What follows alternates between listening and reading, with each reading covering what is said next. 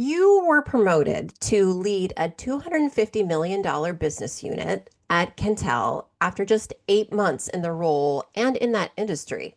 So most people take years to earn that kind of trust. So what did you deliver in those first 8 months that proved you could run a $250 million business?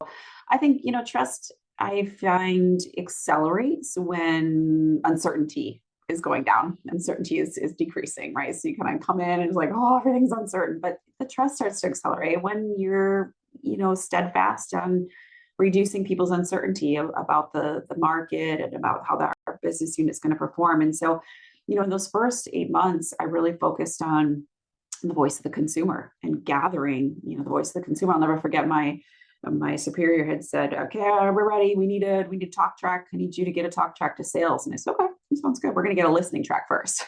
We need to understand the voice of the customer. This focus on ambulatory surgery centers and needing the business needing to be successful with them was new.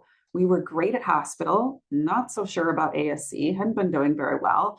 And so I needed the insights. I needed the insights in order to drive the strategy to then drive the tactics, right? And so from there, getting those insights from the voice of customer, it was easier to then decide what the strategy is, get a rapid clarity around the business model, and then getting really clear about the trade-offs. Be very transparent about the trade-offs. This is the approach, but here are the trade-offs. Not going to take a 20% price decrease on our products across the board. I think that's a good thing, but the trade-off is going to be, hey, need some investment over here, because in order to not take a 20% decrease, we're going to arm the sales team with some tools that are going to really help tell our efficiency story.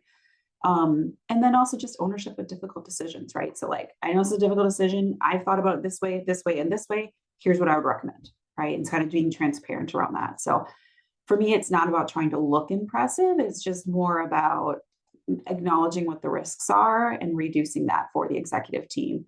I like to clarify performance drivers. Here's what I think is going to make a business perform, and make the priorities really explicit.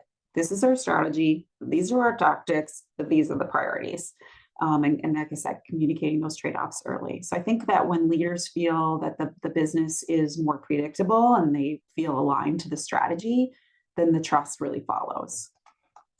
I think one of the things you said that's so interesting here is it's a cream rises to the top situation, right? When you say, I'm making these decisions based on ABC and I thought through them and I take full responsibility, that is really hard to find in marketing leadership.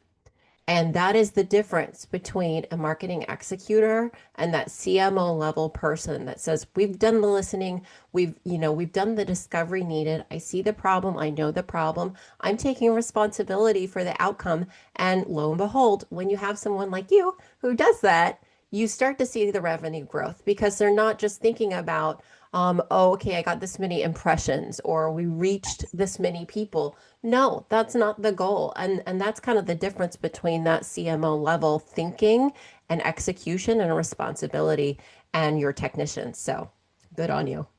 Thank you. 100%. Totally agree with you. It can't just be about the impressions, right? We have to be cognizant of how we grow that business.